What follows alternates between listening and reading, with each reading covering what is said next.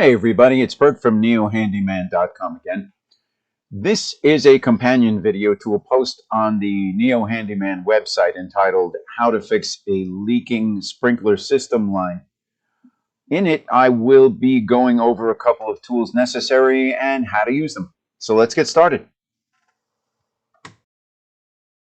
This is a PVC pipe cutter. It looks complicated, it's really not. It works just like a pair of scissors. There are a few tools around the house, I'm sure, that would probably get you through PVC pipe, but this works quickly and makes a cut more cleanly than anything else I've ever used. It's not very expensive, and I definitely recommend it for a job like this. All right, so as a demonstration, here's the pipe cutters. Pull them apart. To open them up, be very careful, by the way. That blade is very sharp. This is our 3/4 sprinkler hose pipe, and now we're just going to essentially cut this right off.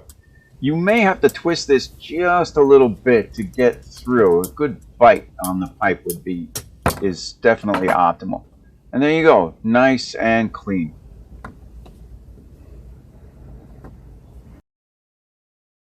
Next up is the Bernzomatic propane cylinder.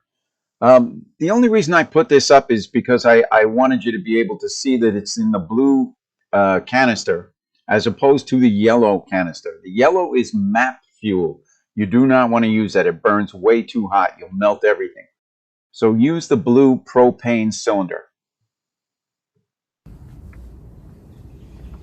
All right, this is the Bernzomatic propane cylinder that we've spoken of, and this is the standard torch head that comes often as a set with the blue cylinder. So I'm actually going to demonstrate why we're not going to use this. There's a reason for it. What'll end up happening is that once we get it lit and we turn it over, it will flame out. So this is the igniter that comes with it as well. It's a flint and steel. So I'm going to open up the torch. Some fuel is now coming out. We're going to sit here and we're going to get this thing lit by sparking it with the igniter. And there you go. We have a flame burning. It's very hard to see in the daylight, but it's going to flame out as I turn over. Now that's once. Now let's try it again so you get a better demo. All right, so there's a flame. It is burning. I'm going to give you a little bit of a background so you can see. Yep, there it is. You get a spray. All right, now, because we're working in the dirt, you're going to have to turn this over and watch what happens. There you go, complete flame out. You cannot use this torch head. So here we have the Bernzomatic TS4000.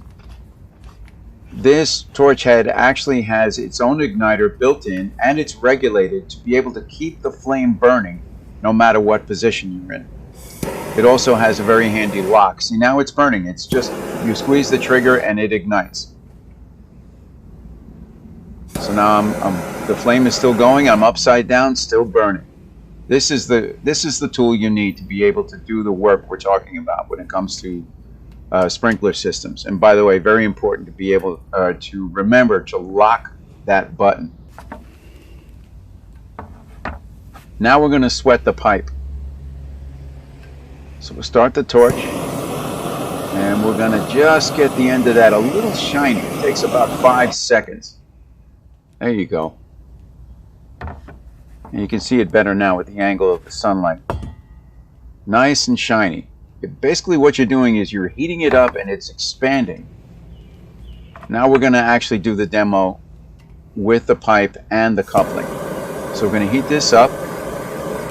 5 seconds. Take the coupling and you essentially just stuff it in there. There you go. Perfect.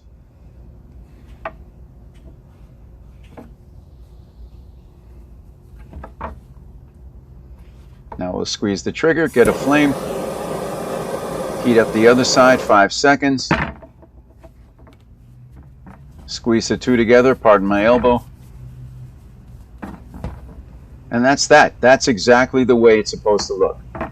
Now mind you, you will have to use clamps. Yep, way to go. You will have to use clamps on either side just the same. You'll see now that this has actually been sitting just for a second or two and it's solid. I mean, you couldn't pull that apart no matter how hard you tried. You still will need the clamps as I spoke of. Basically, that's it. It's really not very difficult. You do once again want to remember to turn that locking button, especially if you're going to leave the torch head on there, which I don't in storage. Make sure you take that off when you're done. Terrific.